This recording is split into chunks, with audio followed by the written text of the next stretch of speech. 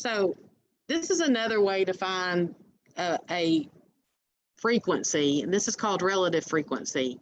And it says you take the number of times the thing occurred, or the number of times A occurred, and then you divide it by the total number of observations, which is kind of intuitive. Most of us are going to be able to kind of figure that part out. So here's a simple example. It says that geological records indicate that a river has crested above a particular high flood level 4 times in the last 2,000 years. It says using the relative frequency method, which is the formula that's right above, what is the probability that the river will crest above the flood level next year? So basically they're just saying, okay, this has happened 4 times out of the last 2,000 years. What's the probability that it's going to happen again? What they're asking you to make a prediction based upon what you know. So in this formula, it says take the number of times A occurred and then divide it by the total number of observations. Well, that's not, that's pretty easy here. So we would be looking at the number of years with flood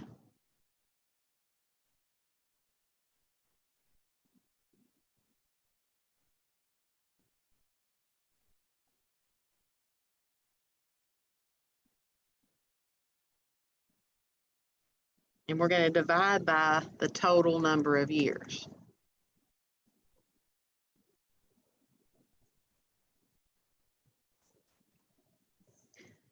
And up in the part of the word problem, it just says that the river has flooded 4 times in the last 2,000 years. If we reduce that fraction, that would be 1 in 500. So every 500 years, we would expect it to flood 1 time.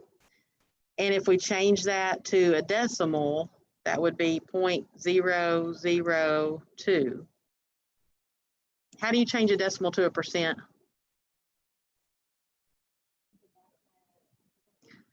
You want to multiply by 100.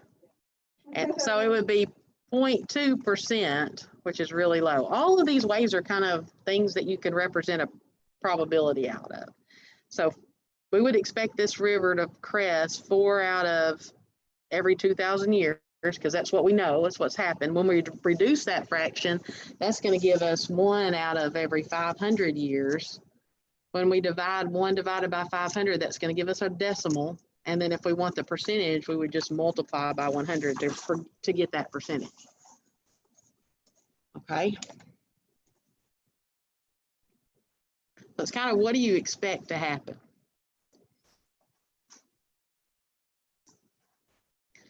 So in the earlier part of this lesson, we kind of talked about flipping a coin and heads and tails and all that stuff. And I'm going to go back over that real briefly just because we did this on Friday. But it says if you are interested only in the number of heads when tossing 2 coins, then the possible events are 0 heads, 1 head, and 2 heads. Suppose you repeat a 2 coin toss 100 times and your results are as follows. Well, let's just act like we haven't done the experiment, but we know some things about coins. So if we toss a coin, we've got some possibilities that we could come up with. We got some possibilities that we can come up with. So one possibility that we could come up with is we could toss a coin, and it's possible to get that both of those 2 coins that we toss are going to both land on heads. It's a possibility that one would land on heads and then the other lands on tails. It would be a possibility that we reverse those, that the first one lands on tails and the second one lands on heads. And then the only other possibility that there is that both of them would be tails. So basically we have, these are the outcomes that are possible. And these 2 outcomes, if order doesn't matter, okay, if we don't care which coin is which, these 2 outcomes are the same. This outcome is 1 head and 1 tail. This outcome is 2 heads, and this outcome is 2 tails.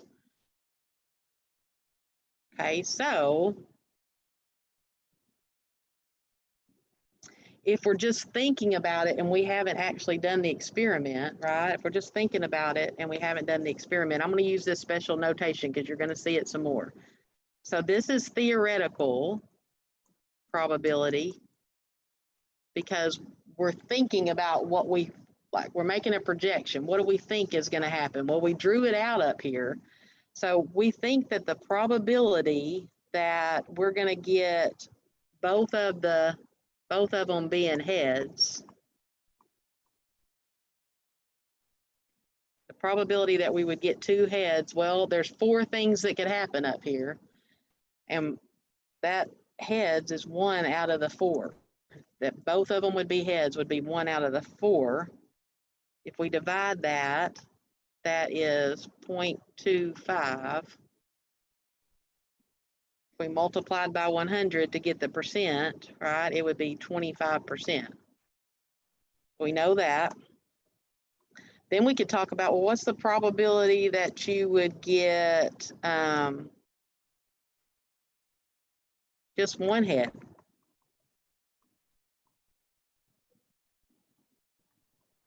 Well, that's one out of four, right? Wrong, right?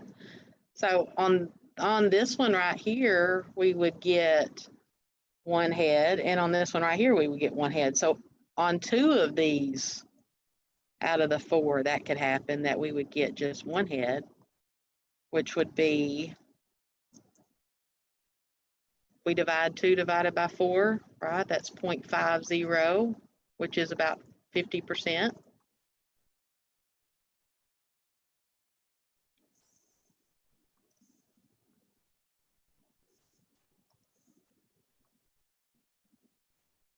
Okay, and then we have this other thing, well, what's the probability that we get 0 heads? Well, that means that they're both tails then, right?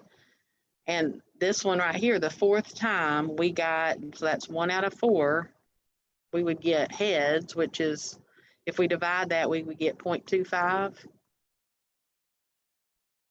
So it's 25%. So that's what we think is going to happen.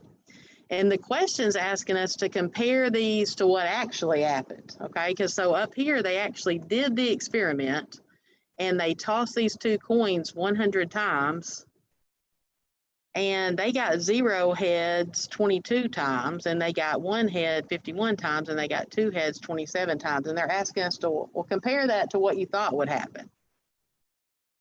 So what you would do is you would say, oh, okay, well, this happened 0 heads. So I'm going to write this the way that they've written it. So it's not. So when we actually do the experiment, we got, well, the probability that we have 0 heads was 22 out of 100, which is about, if you divide those, right, that's 0.22. You multiply by 100, that's going to be 22%. So that's what actually happened when we did the experiment. And it was pretty close to what we thought would happen, right? We thought we would get 25% for 0 heads and we got 22%. So we weren't off a lot, right? But we would expect it to not be perfect. I mean, if you toss coins, I mean, you would expect the more times that you toss it, the closer you're going to get to 25% being no heads. But it's probably not going to come out perfect. But 22 and 25, those are pretty close. That's what we're when we're comparing these, right? We got 22. We were supposed to get 25. Not way off. Okay, let's look at the next one. What happens when the probability that we got 1 head? Well, that happened when we actually did the experiment, it was 51 out of 100 times. If you divide that, that's 0.51. Multiply by 100, that's 51%. As down here, compared to what we thought was going to happen, is 50%. That's really close. So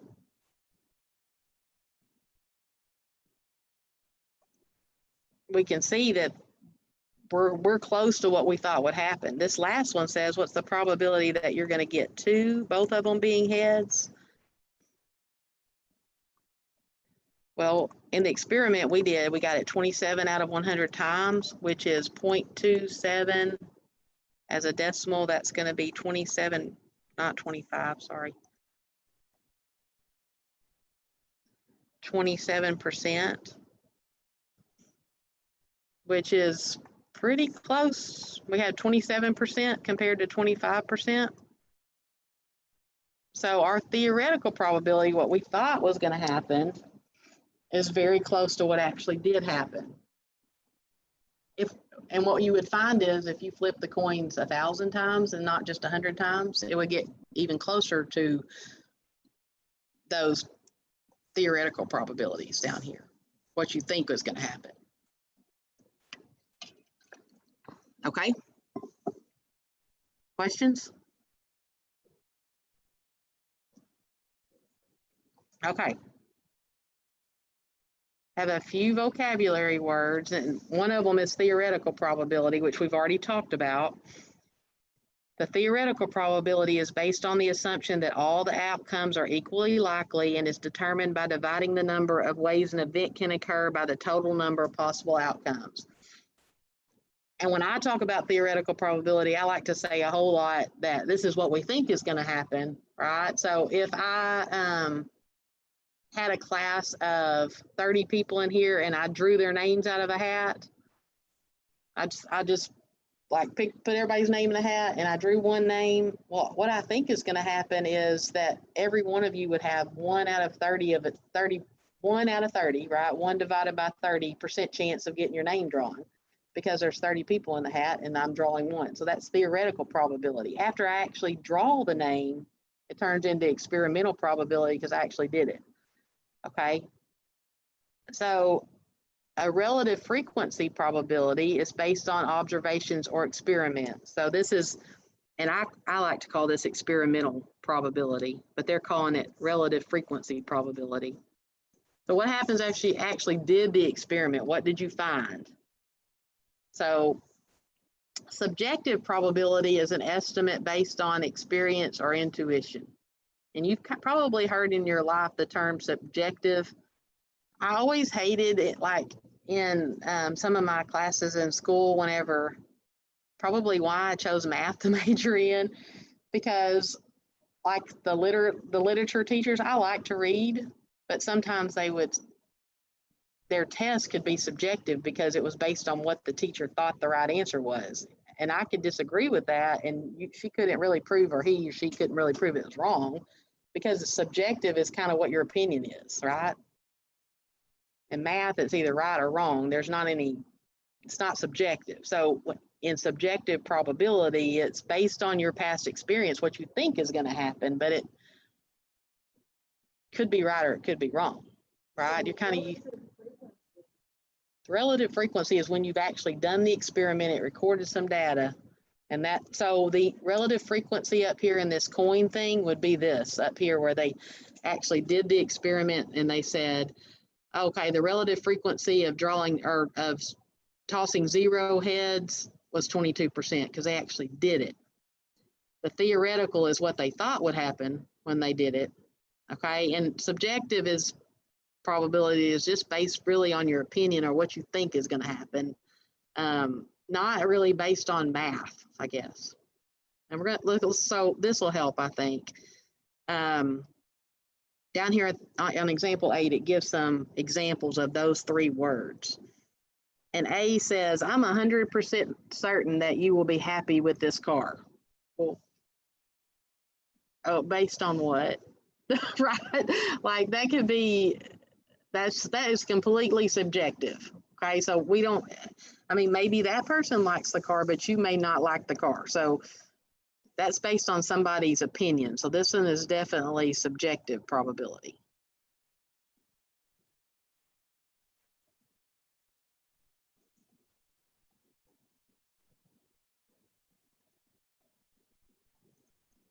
Okay, based on government data, the chance of dying in an automobile accident during a 1-year period is about 1 in 8.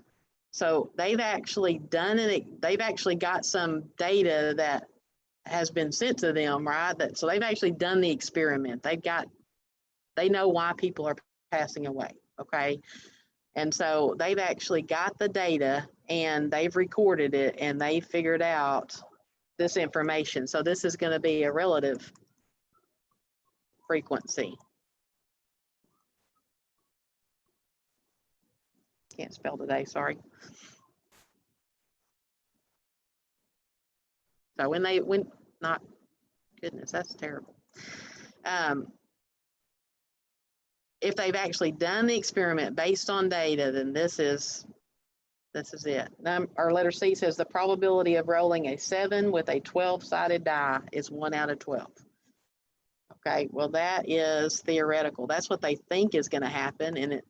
And the reason I know that is because they have not actually rolled the dice and figured that out.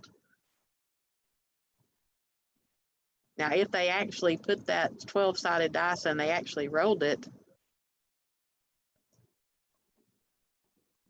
then they would figure out, oh, it may not come out as 1 out of 12. It would turn into a relative frequency if they actually did that experiment. Does that make sense? So they think that if they roll that dice, there's a 1 out of 12 chance they're going to get a 7. That make sense? Okay.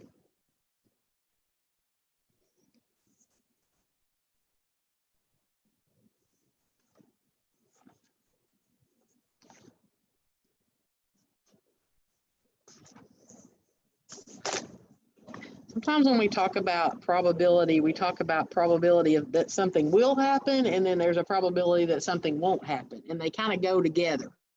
So that's what this next part's talking about. It says if the probability of an event A is the probability of A, we write the probability that the event A does not occur as the probability of not A. Because an event either does or does not occur, the sum of those should add up to 1. Okay, so what that's saying is the probability that you came to school today, okay, let's say you have a choice. You're either going to come or you're not going to come to school. So the probability that you come to school would be A, that's 50%. The probability that you don't come to school is also 50%. So when you add those up, it should be 1. It should be 100%, right? Okay, that's all that's saying. So therefore, the probability that the event does not occur is this 1 right here represents 100%. Okay, because if you take 1 and you multiply it by 100, you get 100%. 1 is just the same in probability. That means 100% minus the probability that the event happened.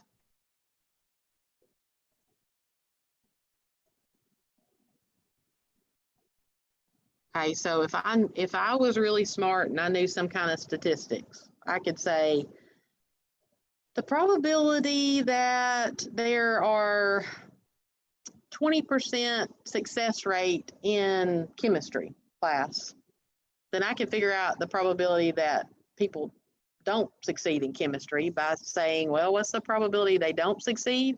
Well, it's 100% minus 20% that they do, which would be 80%, right? So here's an example. It says, what is the probability that a random chosen family with 3 children does not have 2 girls and 1 boy? Assume boys and girls are equally likely. Well, we already did this calculation, and we might need to look at that again. Let's just do that. So I'm going to scroll down here so we can get our statistics. If I've got a family of 3 children, so first child, second child, third child. Okay, well, the first child can either be a girl or they could be a boy. And the second child could either be a girl or a boy.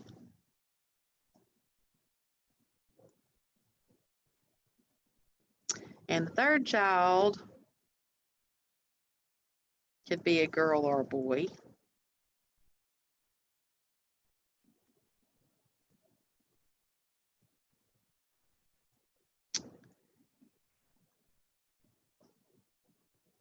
thinking out loud, but this problem will probably become politically incorrect pretty soon. Not funny. Okay.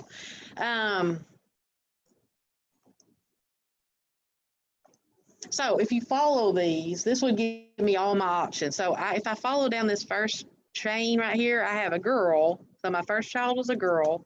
Then if I follow up this, that's a girl.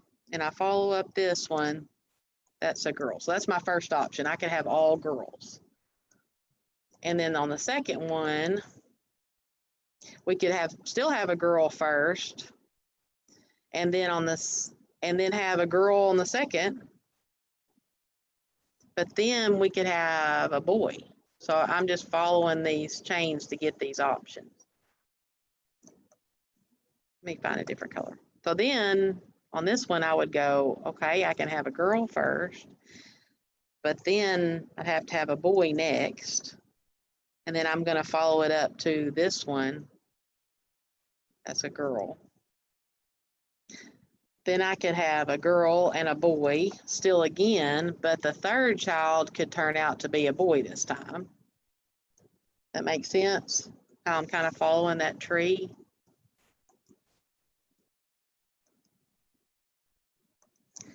On the boy, so I could have a boy and a girl, and then I could have another girl, or I could have a boy and a girl, and then a boy. Then we would go down to having the first two be boys, which would be this last chain. So both of these are boys, but the third child's a girl the first time, and a boy the second time. I like to do that just because it's an easy way for me to organize what's going on. These are my options. So you have to follow them all to the end. Go back to the beginning and make sure you've got all of them written down. So there's 8. So if the end has 8 things, your answer should have 8. So this question, let me scroll up. Yeah, this question says that what is the probability that a randomly chosen family with 3 children does not have 2 girls and 1 boy? So the first thing we're going to look at is what's the probability that they do have 2 girls and 1 boy? And this is not the way you have to work this, but I'm trying to show you that formula. Because we've actually got it drawn out, we can see what the probability that they don't have it. But we're going to say, what's the probability that, okay, well, if they want to know what the probability of not having it, what is the probability of having 2 girls and 1 boy? Well, this one's not got 2 girls and 1 boy. This one has 2 girls and 1 boy, so this one would work. This one has 2 girls and 1 boy. This one doesn't work, that has 2 boys. This one has 2 girls and 1 boy. This one doesn't work, this one doesn't work, and this one doesn't work, right? So the ones that had 2 girls and 1 boy were these 3. So we have a 3 out of 8% chance that we would have 3 girls and 1 boy.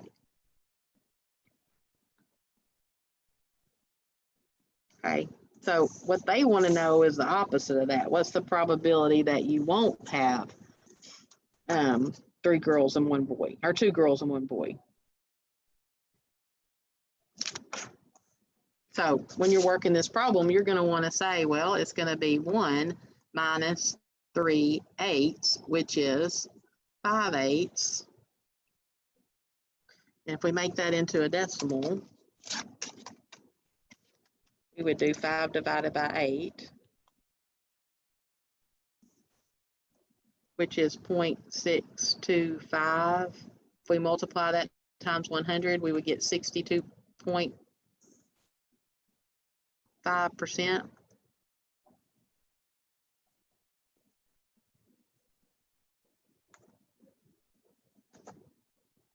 And I should already know that without having to do that formula, right? Because I just drew it out. So I can tell the probability that they wouldn't be because it's all the rest of them.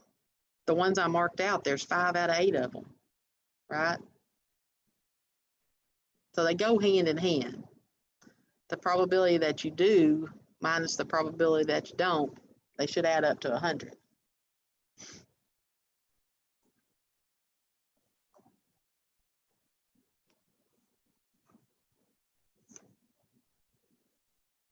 We're good? Anything confusing right now?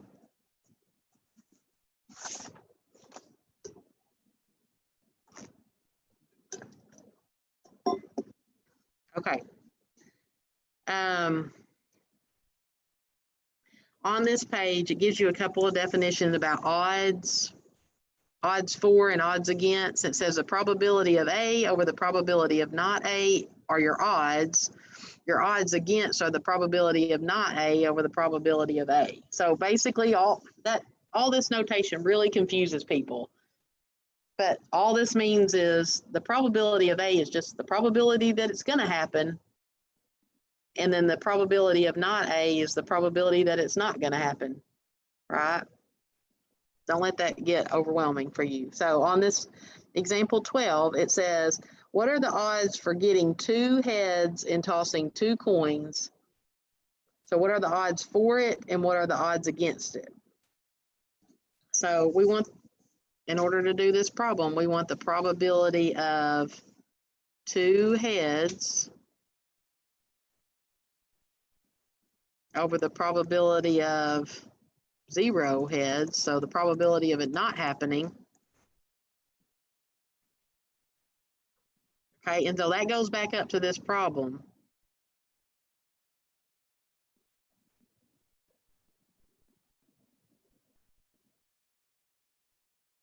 That we drew out up here.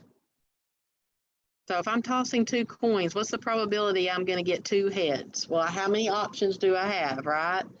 I have 1, 2, 3, 4 chances that are going to happen. There's 4 chances that I'm going to do this. I got 4 outcomes that can possibly happen, and only one of them gives me 2 heads. We good with that? 1 out of these 4 give me 2 heads. So the probability that I'm going to get 2 heads is 1 out of 4. Okay, then we need to do the probability of not 2 heads. That's, I need to write that different, sorry. The probability of not 2 heads, not 0 heads. Because we could also get 1 head and that would be okay. So not 2 heads. So the probability of it happening divided by the probability of it not happening. These are the odds. Well, when we went up here and drew this out, the probability of not getting 2 heads, well, it happens here. So that's not one of them. This is not 2 heads. This one's not 2 heads, and this one's not 2 heads. So it looks like 3 out of 4 of them are not 2 heads, right? So the probability of not getting 2 heads is going to be 3 out of 4. And then you would want to take those and divide them in your calculator. 1/4 divided by 3/4, and you're going to get 1/3.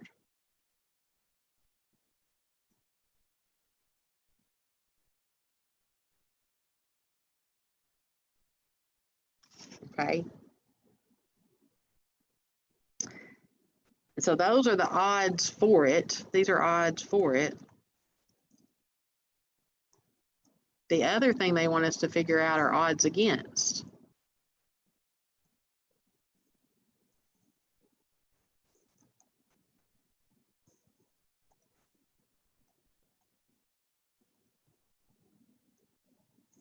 Okay.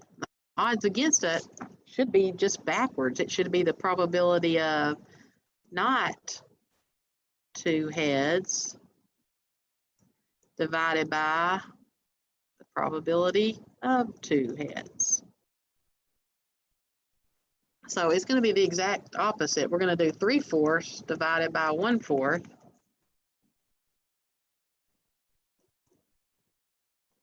So 3/4 divided by 1/4. And we would end up getting 3.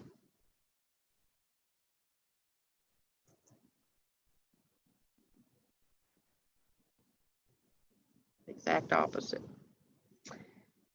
I've never been to the horse races before, but I bet it would be fun. It says at a horse race, the odds on Blue Moon are given as 7-2. If you bet $10 and Blue Moon wins, how much will you win? So, have y'all been to the horse races before? Okay, so there is it says the 7-2 odds mean that for each $2 you bet on Blue Moon, you gain $7 if you win. So for each $2 that you bet, so this is what they bet. They bet $2. This is what they would win. If you don't understand that, you can't really understand what this problem means. So the odds are, so they bet that if Blue Moon wins, we're going to get $7, but we had to pay $2. Okay, so if you bet $10 and Blue Moon wins, how much money will you gain? Well, if we bet $2, we win $7. Well, I didn't bet just $2. I bet $10. So how many times, what would we have to multiply 2 by to get 10, basically? I did this how many times? I bet $2 how many times? 5, right? I bet $2 5 times. So that means I'm going to win 7 times 5, which ends up being $35. My bet was 5 times more than the $2, so I would win 5 times more of the winnings. And also the way that horse races work, according to this, is that you also get back your $10 that you bet. So plus your $10 you bet, which is going to be a total of $45. Which is going to be a total of $45. There's that. I worked the problem, and I know that you were on Zoom, and let me get out of this because the recording's not wrong. Hold on. So that's the end of 7A. We're going to go over one more section in 7 on Wednesday.